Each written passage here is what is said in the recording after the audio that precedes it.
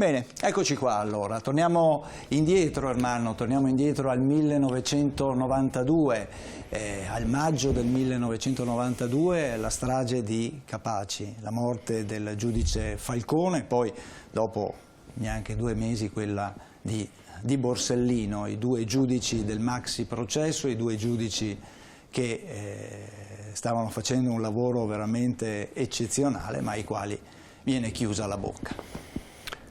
Certamente, ma soprattutto quello che si cerca di fare ancora oggi è quello di screditarli, perché sono troppo, ancora adesso la traccia è ancora troppo vivace. Teniamo presente che è attuale, Borsellino e Falcone sono attuali, perché con la sentenza definitiva di Stato-mafia praticamente l'Italia ha seppellito definitivamente queste due persone che hanno vissuto e hanno combattuto per noi, non per loro. E lo Stato in tutto il periodo che loro hanno fatto quello che hanno fatto e quindi hanno creato il processo più grande della storia del diritto, diciamo, italiano, cioè 300 e passa, 70 circa condannati, di cui molti all'ergastolo. Nonostante questo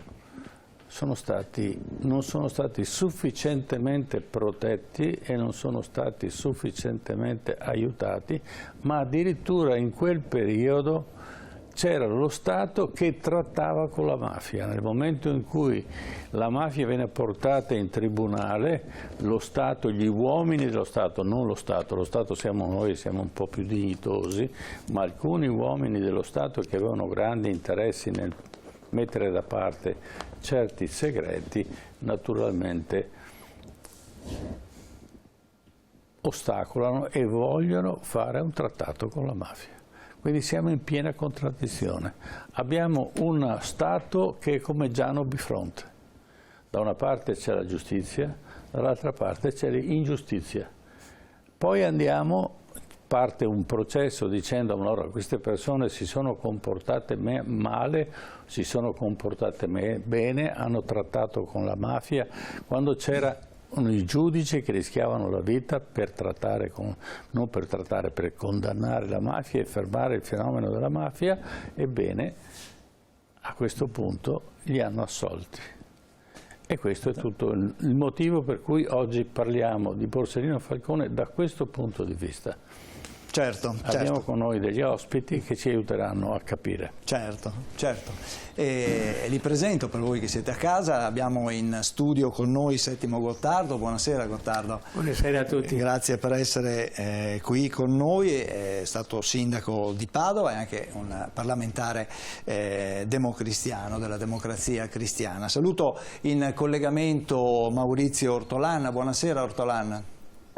Buonasera a tutti. Buonasera a lei, è stato un funzionario, un ispettore di polizia, ha scritto anche un libro sulla sua esperienza che si intitola Io sbirro a Palermo. E saluto in collegamento anche Don Luigi Tellatin. Buonasera Tellatin. Buonasera a tutti. Grazie anche a lei, è stato coordinatore. Stimo che a suo tempo ci conoscevamo, ci siamo incontrati più volte. Certo, ecco. Don Luigi Tellatin è stato coordinatore di Libera in Veneto ed è parroco di Facca in provincia di Padova. Allora Ermanno, anche quest'anno ci troviamo ormai come da più di 30 anni, perché quest'anno sono 31 anni dalla strage di Capaci, ci troviamo a dover affrontare un capitolo ancora oscuro che in parte si conosce, però ufficialmente non si conosce. Ma non bisogna conoscerlo, perché la sentenza Stato-mafia praticamente ha decapitato, ci ha tolto la possibilità di approfondire un fenomeno che naturalmente è andato in una certa direzione, che ha provocato la morte, ma ricordiamo che la creazione del pool antimafia, che è una novità per il sistema di indagini italiane, nasce dalla Pizza Connection, cioè gli americani si rendono conto che il 30% del traffico di droga che entra negli Stati Uniti dipende dalla, mafia siciliana. E naturalmente sono molto preoccupati, anche perché se devono fare affari anche di un certo tipo preferiscono farli loro e non cedere questa possibilità agli italiani di secondo livello. Quindi invitano Falcone, che viene incaricato in questo senso, ad andare a distruirsi negli Stati Uniti, negli uffici dell'FBI, che gli spiegano come è inutile andare in cerca di morti, di testimoni, di omicidi o cose di questo genere, che a quell'epoca c'erano centinaia, perché è una corsa inutile. L'unica maniera è quella di percorrere la via del denaro e quindi andare nelle banche, vedere come girano i denari, in testa a chi vanno, come vengono poi spesi, perché a quell'epoca non c'era la percezione che questa poteva essere una traccia importante per arrivare al maxi processo. E questo è l'indirizzo che prende Falcone, aiutato poi da Borsellino, e vanno avanti. Ovviamente la politica italiana si propone in senso contrario, cioè ostacola, ma anche alcuni livelli della magistratura ostacolano e screditano i due procuratori che stanno indagando sui delitti di mafia e sul traffico di droga. Questa situazione naturalmente provocherà da parte degli Stati Uniti di mettere un peso molto importante sulla prosecuzione di questa indagine e arriveremo al maxi processo, anche se poi l'FBI raccomanda a Borsellino e a Falcone: non fate il maxi processo, perché il maxi processo è talmente complesso, è talmente complicato, che basta un niente che vada vanificato e quindi si riparta di nuovo e poi decorrono i termini e tutto il resto. Ma Borsellino e Falcone sono molto bravi, in breve tempo riescono ad arrivare a mettere insieme i capi d'accusa, trovano i testimoni, riescono ad arrivare al maxi processo e poi arrivano fino alla sentenza definitiva della Corte di Cassazione. E con noi in questo senso abbiamo degli ospiti appunto che ci aiutano a capire e approfondire. Io partirei con il primo contributo: Stato-mafia o mafia-mafia? È un bel punto interrogativo. 23 maggio 1992, ore 17:58. Un'esplosione squarcia l'autostrada siciliana a Capaci, nei pressi di Palermo. Perdono la vita il giudice Giovanni Falcone, la moglie Francesca Morvillo e gli agenti di scorta Vito Schifani, Rocco Di Cillo e Antonio Montinaro. Una strage che non rimane un episodio isolato. Di lì a poco sarà ucciso anche l'amico di sempre di Giovanni Falcone, il giudice Paolo Borsellino, fatto saltare in aria il 19 luglio 1992 in via D'Amelio a Palermo. Da quel momento in poi si apre il biennio delle stragi in Italia, quel 1992-1993 in cui la mafia alzerà il tiro contro la società civile italiana e contro lo Stato, che in realtà nasconde molti punti oscuri nei suoi rapporti con la criminalità organizzata. Ora, si può dire che la scelta stragista della mafia fu sollecitata anche dalle indagini che Giovanni Falcone e Paolo Borsellino stavano conducendo e che molto probabilmente portavano al sottobosco di potere che intrecciava mafia, servizi segreti e politica corrotta. Quello che più colpisce della strage di Capaci è la stratificazione. Se gli esecutori materiali dell'attentato sono i mafiosi, ben più complessa e intricata è la rete dei mandanti occulti, quelle menti raffinatissime di cui parlava lo stesso Falcone, quelle menti che, secondo molti analisti, suggeriranno alla mafia gli obiettivi delle stragi del 1993 a Firenze, Milano e Roma.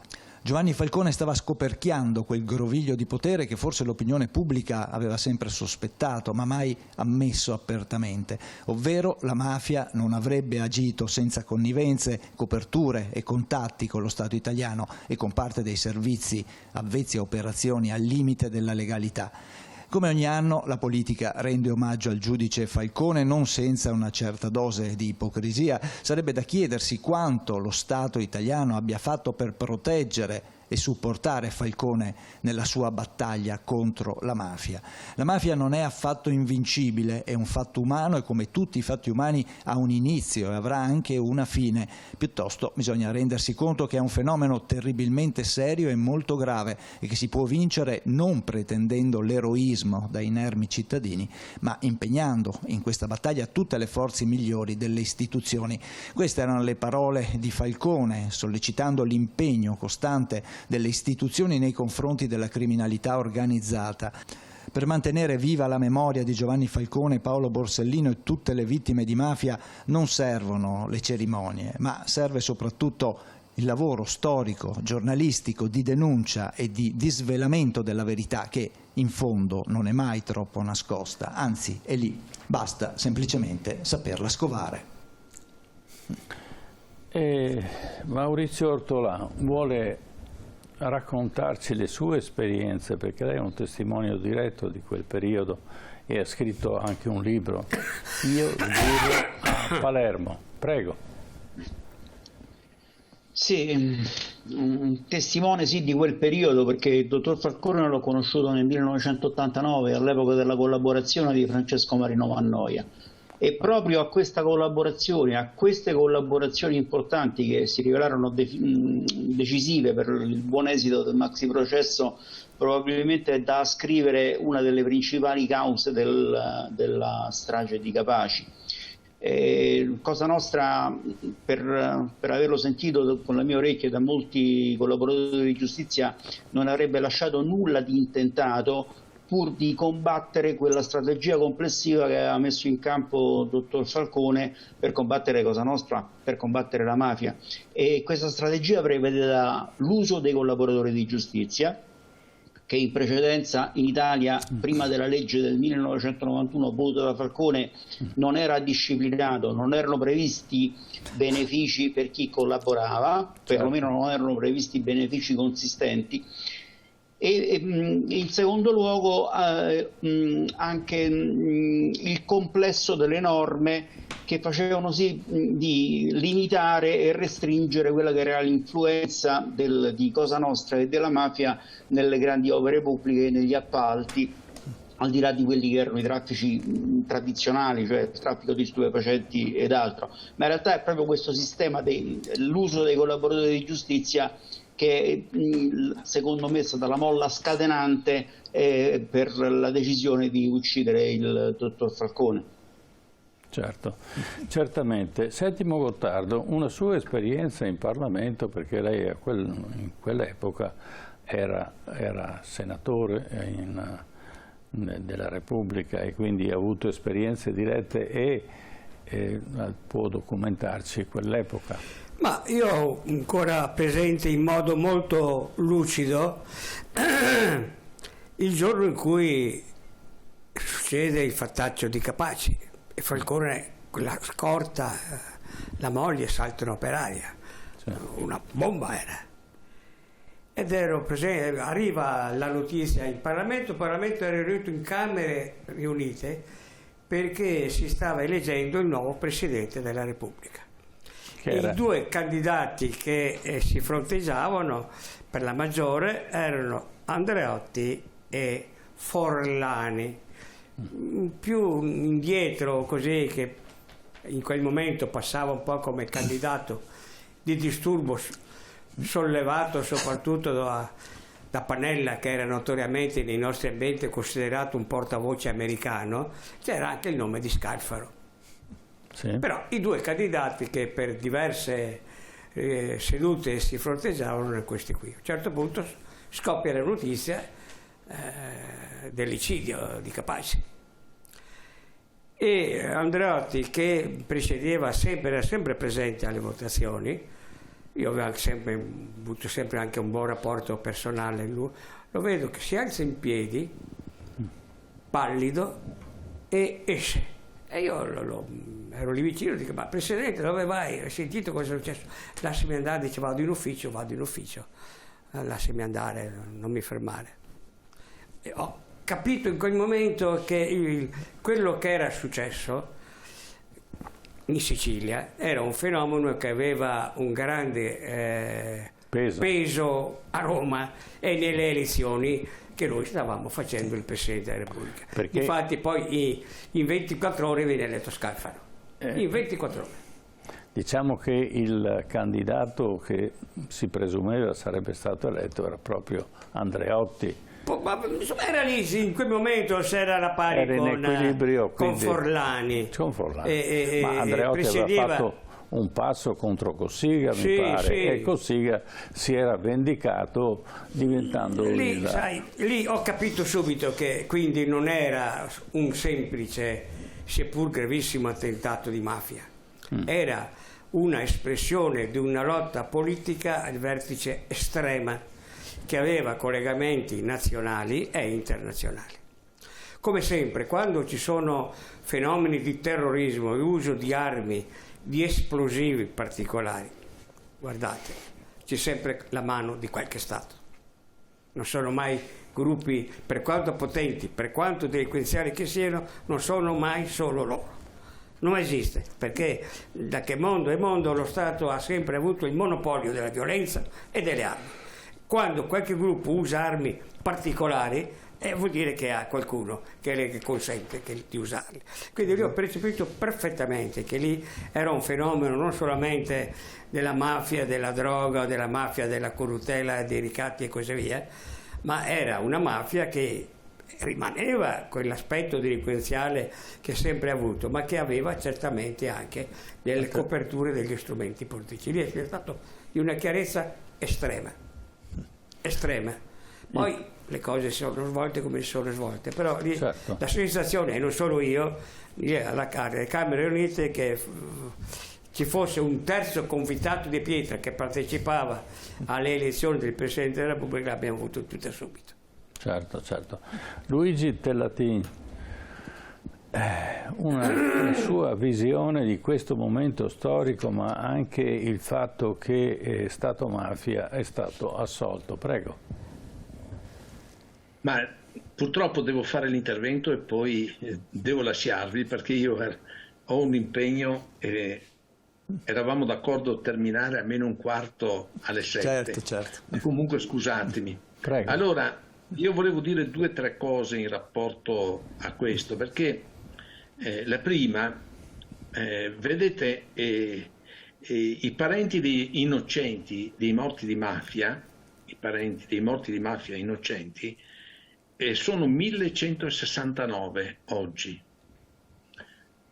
Quasi l'80% di questi non conoscono ancora i mandanti, si conoscono gli esecutori, ma non si conoscono i mandanti.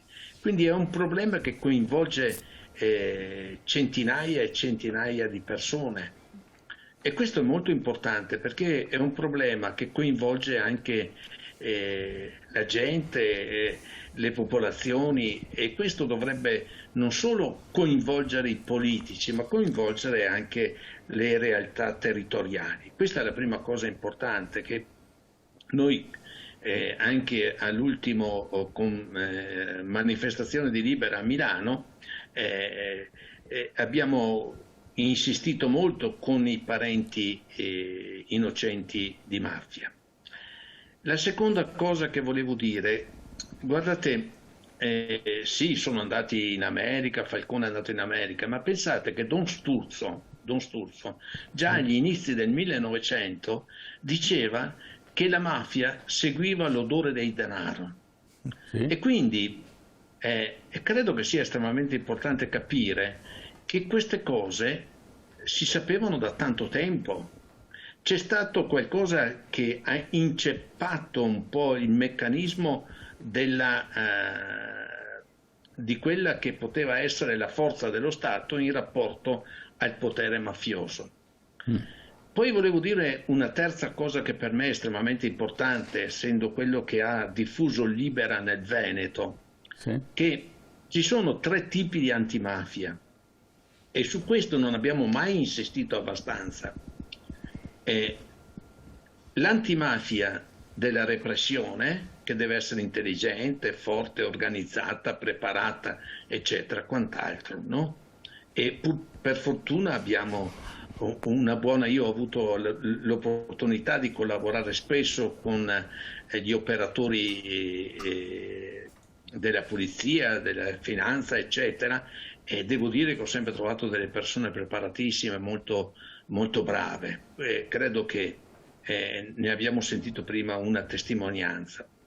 Ma non voglio. La seconda è l'antimafia dei diritti, e cioè finché lo Stato non garantisce i diritti ai più deboli, i diritti, che vuol dire fondamentalmente casa, salute, scuola e tempo libero, ecco, questi diritti fondamentali, altrimenti la mafia va a nozze, perché dà come privilegio quello che spetta a un cittadino come diritto. Certo. E questa antimafia dei diritti, ecco la politica dove dovrebbe misurarsi, con coraggio, con determinazione, e invece spesso ci troviamo di fronte a dei maneggioni, ecco. Questo mi dispiace molto dirlo, perché ci sono delle persone molto in gamba e anche preparate. Nella mia storia ho incontrato dei politici bravi. Abbiamo Settimo, per esempio, lui ha fatto il sindaco, l'ha fatto bene, eccetera. E questo. E poi c'è un altro aspetto molto importante, che è l'antimafia dell'educazione.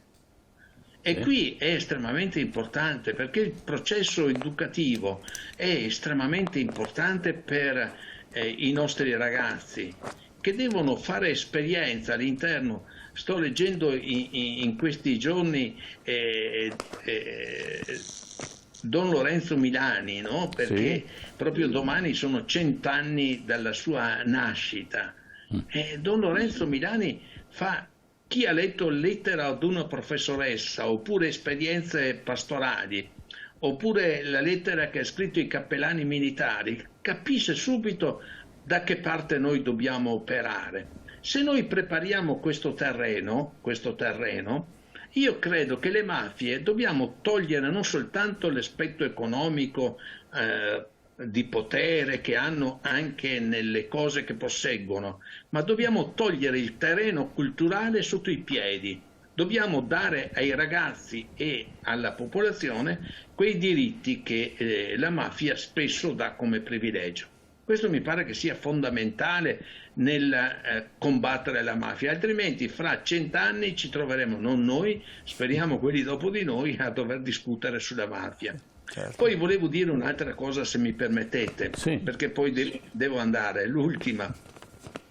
E volevo dire che il 92 e 93, io aggiungerei, sono stati anni terribili. Io ho seguito molto il maxi processo, l'ho seguito molto e sono stato poi a casa di Paolo Borsellino. La mamma mi ha raccontato come è avvenuto l'attentato. Sono stato molto amico di Rita Borsellino e quindi ci sarebbero delle sfumature che mi piacerebbe approfondire, ma volevo aggiungere una cosa, che nel 15 settembre del 93 è stato ucciso Don Pino Pugliesi. Sì. Don Pino Pugliesi, che i mandanti qui sappiamo chi sono i fratelli Graviano, perché Spatuzza, che adesso si è pentito, no? È stato quello che gli ha sparato in piazza Anita Garibaldi. Io ci sono stato più volte lì, mi sono inginocchiato lì e spesso la gente e anche chi parla di mafia si dimentica di questo, perché è stato uno che aveva lavorato sul suo territorio a Brancaccio. Sapete per che cosa? Per costruire cultura, per costruire una scuola. Voleva costruire una scuola per togliere i ragazzi dal giro dei mafiosi. E questo mi pare che sia estremamente importante. Dobbiamo coltivare queste testimonianze forti, perché poi lui è stato ucciso, poi un anno dopo, il 19 marzo, il giorno di San Giuseppe, è stato ucciso Don Peppe Diana, il quale ha scritto un bellissimo, lo dico soprattutto per quelli che ci ascolteranno, ha scritto un documento: per amore del mio popolo non tacerò. Il coraggio di un uomo, l'hanno ammazzato. Voglio dire che queste persone devono diventare lievito. Ecco, adesso entro un po' anche in quella che è la mia sfera pastorale, no? Devono diventare lievito, non devono rimanere. Direbbe qualcun altro, dovrebbero diventare memoria viva, perché la memoria non è un ricordo, ma vuol dire rendere vivi i valori e le testimonianze di coloro che hanno pagato per combattere la mafia. Certo. Certamente la ringrazio innanzitutto per la testimonianza. Lei ha in questo momento un po' di fretta, ma ci sentiremo in un'altra trasmissione, perché non vengo volentieri, perché mi interessa molto l'aspetto educativo. Certo. Grazie. Certo, grazie a Don Gigi. Perché lì saluto i miei colleghi ospiti. Ciao Settimo. Ciao Maurizio. Se riesci, mandami il tuo libro che non l'ho ancora letto. Bene. Benissimo, grazie Don Luigi Tellatina. Grazie. Allora, proseguiamo con il secondo contributo. Il 10 febbraio 1986 ha inizio il maxi processo a Cosa Nostra. 22 mesi di udienze nell'astronave verde, un'aula bunker appositamente costruita in cemento armato. I capi d'accusa dei 475 imputati sono 120 omicidi, traffico di droga, estorsione e associazione mafiosa. Di questi 360 vengono condannati a 19 ergastoli e 2.665 anni di carcere, confermati in Cassazione nel 1992. L'esito della sentenza non è apprezzata da Cosa Nostra, la quale diffamerà il pool per screditarne i componenti, così come aveva precedentemente fatto il capo dell'ufficio istruzione di Palermo, Antonino Meli, durante le indagini che portarono il pool antimafia al maxi processo. Infatti, già nel 1989 furono inviate a Palazzo di Giustizia di Palermo lettere diffamanti a carico di Falcone e Borsellino, di un informatore anonimo soprannominato il Corvo. Questo era certamente un funzionario a conoscenza delle attività di Falcone, che lavorava alla sezione penale di Palermo. Tra le accuse, il Corvo affermava che il giudice avesse manipolato un presunto pentito per incastrare Totò Riina, l'allora capo di Cosa Nostra. Nell'estate dell'89, davanti alla casa al mare di Falcone, in Addaura, fallisce un attentato. Anche questo evento viene utilizzato per diffamare il giudice, accusandolo di essersi messo i 58 candelotti di dinamite per contrastare le accuse del Corvo. Dopo il maxi processo, a Falcone viene offerto il ruolo di direttore degli affari penali al Ministero di Grazia e Giustizia da Claudio Martelli, braccio destro di Craxi. Falcone a Roma indaga sui collegamenti Stato-mafia, quella parte dello Stato che interferiva sulle indagini di Borsellino e Falcone alla ricerca dei mandanti e degli sfruttatori delle organizzazioni mafiose. Così offre le prove per il processo Stato-mafia, iniziato nel maggio del 2013 e conclusosi il 27 aprile 2023, con la tragica assoluzione di funzionari dello Stato e politici di alto rango e la prescrizione per i mafiosi indagati. È il 23 maggio 1992 quando Giovanni e la moglie Francesca atterrano a Palermo con l'aereo dei servizi segreti e salgono insieme alla scorta sulle 3 auto blindate. Arrivati allo svincolo autostradale fra Palermo e Capaci, una terribile esplosione disintegra il corteo di auto. Giovanni Falcone, la moglie e gli agenti della scorta muoiono nell'attentato. È la fine del grande magistrato, simbolo della giustizia che ha dedicato la vita alla lotta alla mafia e che comprese il collegamento fra le fila marce della politica e le attività della criminalità organizzata. Maurizio Ortolà l'ha fatto per noi, perché diciamo sempre che è un grande magistrato, ma è la generosità di questo magistrato che ha dato la possibilità all'Italia di fare un passo avanti nella giustizia. Prego.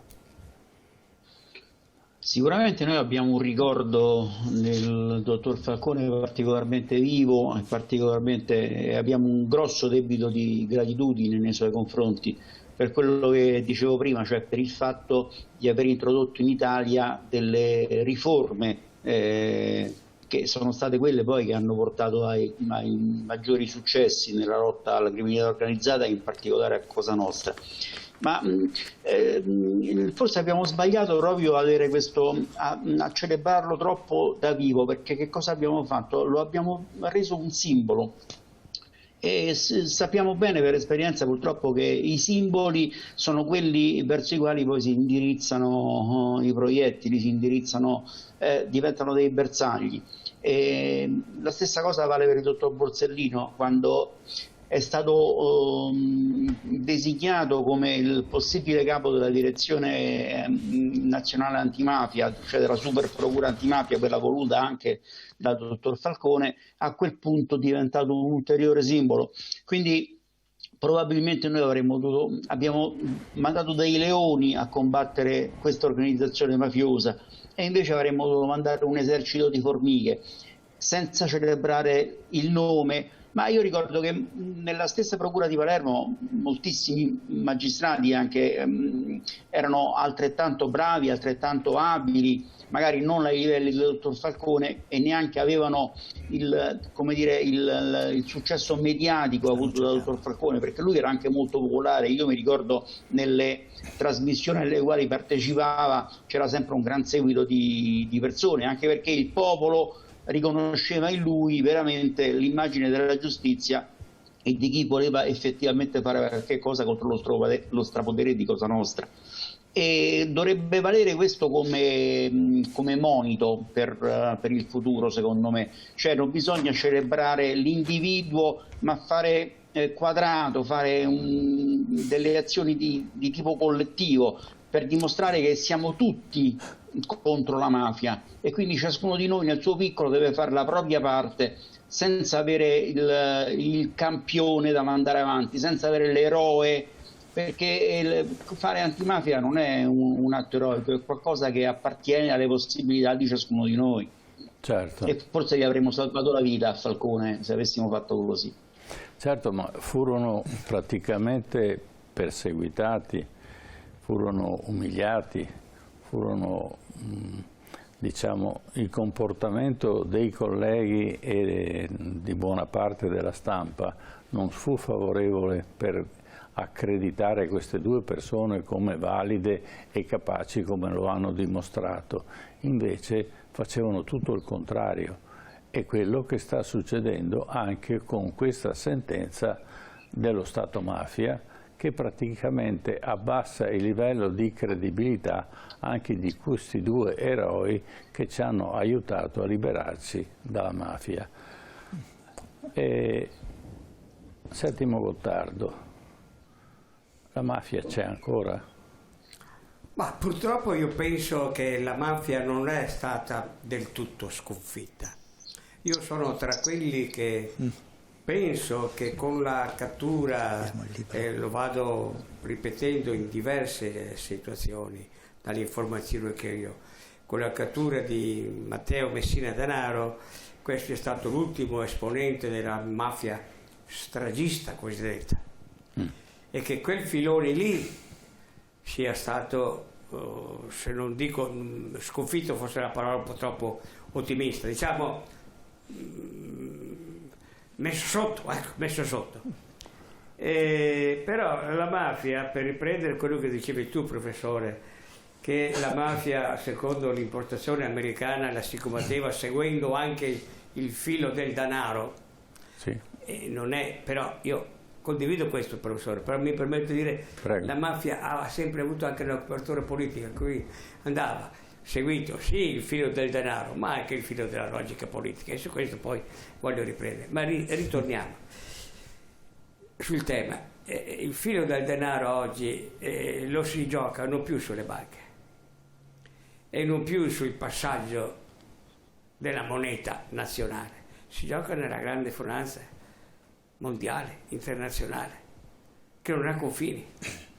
E quindi il trasferimento della mafia su questo terreno è quello che mi spaventa di più, perché è un terreno ancora inesplorato e occulto per i poteri dello Stato o dei singoli Stati, perché va oltre, va al di là. È un fenomeno che nasce con la globalizzazione economica, certo, che non va in crisi nemmeno con la crisi della globalizzazione. Quindi mi spaventa più questo tipo di trasformazione, che quindi perde molte delle coperture politiche, perde soprattutto la copertura iniziale nel dopoguerra, che è quella americana, sì, e anglo-americana, sono gli americani che i primi padrini di questa nuova mafia del dopoguerra, tanto per essere chiaro, se no non sarebbe avvenuto lo sbarco degli anglo-americani in Sicilia, senza un collegamento con loro. È loro che l'hanno usata e i governi italiani con loro, dato che l'Italia ha detto il sistema nato. L'hanno utilizzata Quel come... tipo di mafia lì mi sembra messa in riga, questo dico io. Sì. Ma quella finanziaria internazionale, ragazzi, noi siamo ancora succubi. Quella Certo. è una mafia inesplorata, è una mafia il cui potere è ancora fortissimo. E dove gioca questa mafia?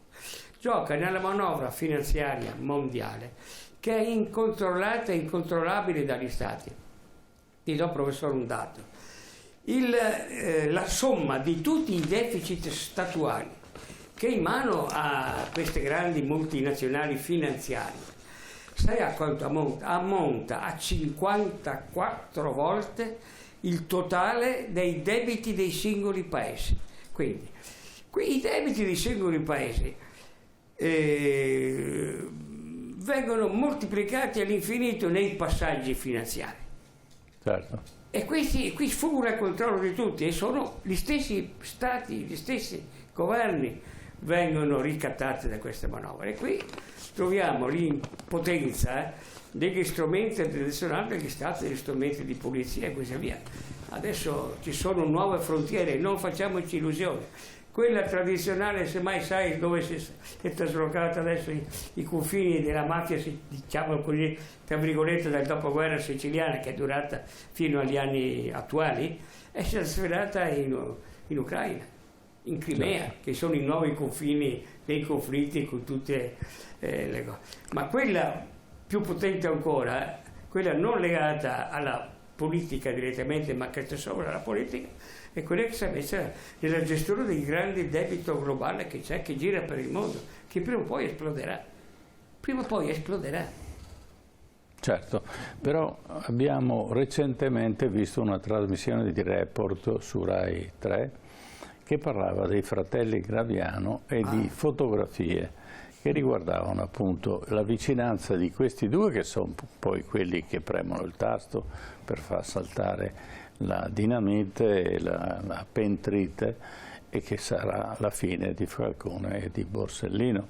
E quindi vediamo se diciamo, questa inchiesta che sta portando avanti la RAI gliela lasceranno portare avanti, e se eventualmente portandola avanti riusciranno a scoprire finalmente chi sono i veri mandanti di queste stragi, che certamente non hanno aiutato l'Italia a liberarsi dalla mafia. E allora ricordo che i mandanti sono quelli che gestivano all'epoca, e tu allora eri sindaco, forse eri ancora studente, e la Cassa del Mezzogiorno, cioè era un fondo dello Stato che doveva servire al Sud per rinascere. Mi pare che il Sud non abbia avuto questa opportunità, anche se i soldi sono arrivati ed erano molti. e venivano investiti in opere d'arte, più diciamo in opere non fruibili, e alla fine chi gestiva tutta l'operazione era appunto la mafia, che prendeva e successivamente riciclava. Maurizio Ortolan, ha contezza lei dei tempi appunto degli anni 60-50 della Cassa del Mezzogiorno, che chiuse nel 1990, sì. Sì, sicuramente chiuse la Cassa del Mezzogiorno in quegli anni, ma io penso che tutto sommato non è che sia cambiato molto, perché l'attenzione delle organizzazioni criminali nei confronti di appalti e di flussi di denaro pubblico è sempre stata particolarmente elevata, perché è una delle maggiori fonti di finanziamento. Lo abbiamo visto anche in tempi abbastanza recenti, non so se avete sentito parlare della mafia dei Nebrodi, certo, dell'attentato subito dal dottor Antoci in Sicilia. Sì. Il dottor Antoci era quello che aveva cercato di interrompere queste truffe sistematiche nei confronti dei fondi della Comunità Europea, che venivano ripartiti fra sedicenti allevatori e proprietari terrieri di terreni peraltro neanche coltivati. C'era un sistema veramente organizzato. Il dottor Antoci cercò di mettere ordine in questo sistema e subì oltre delle minacce, c'è anche un tentativo abbastanza serio di attentato. Quindi là dove ci stanno interessi di carattere economico, lì sono presenti le organizzazioni criminali. Non scopriamo niente, non è cancellando il nome della Cassa del Mezzogiorno e sostituendolo con un altro nome, un altro ente, possiamo pensare di risolvere il problema. Ci sono dei segnali piuttosto, invero secondo me, abbastanza preoccupanti circa l'allentamento di quelle che sono le misure dell'Autorità Nazionale Anticorruzione, che sembrerebbe vogliano essere portate appunto per limitare i controlli sulle infiltrazioni delle organizzazioni mafiose nelle attività lecite. Questo insomma è un pochino preoccupante, perché non è allentando i controlli, secondo me, che facciamo un piacere all'economia, non è allentando i controlli che riusciamo a dare un nuovo impulso allo sviluppo e al progresso, anzi a maggior ragione rischiamo di fare un favore alle organizzazioni criminali. Quindi ben vengano i controlli, perché alla fine chi non ha niente da temere non ha niente da temere neanche dai controlli. Certo. Allora vogliamo far vedere, la regia ci fa vedere il libro che ha pubblicato il Maurizio Ortolan. Ecco qua la copertina. Io sbirro a Palermo.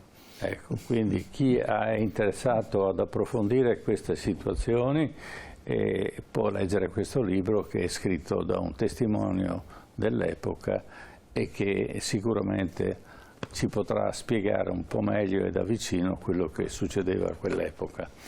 Grazie infinite a Maurizio Ortolan. Settimo Gottardo, ti ringrazio perché sei sempre molto presente, e affronteremo anche successivamente questo problema, perché naturalmente, come diceva Ortolan, la mafia non è finita. Certo, grazie. Grazie allora a Settimo Gottardo per essere stato con noi, e grazie a Maurizio Ortolan, ricordiamo funzionario di polizia a Palermo e autore di questo libro Io sbirro a Palermo. Grazie per essere stati con noi, e allora adesso dopo aver parlato di guerre dimenticate, Ermanno, dell'Africa, dopo aver parlato di quanto avvenuto a Edgardo Mortara, al rapimento dello Stato Pontificio, del Papa, di un bambino ebraico, dopo aver parlato e ricordato le stragi del 92 e del 93, adesso andiamo in pubblicità, ma torneremo con un argomento un pochino più leggero, e cioè parleremo di Alessandro Manzoni, quello che tutti conoscono come il padre della nostra letteratura. Tra soprattutto poco. Parliamo di dei Promessi Sposi. Dei Promessi Sposi, certo. Che diciamo è un'opera fantastica, ma diciamo che un po' di tragedia c'è anche dentro, anche se Manzoni poi diciamo sorvola in maniera fantastica questo racconto e come ci imposta il concetto di storia all'interno di questa narrativa. Certo, a tra poco.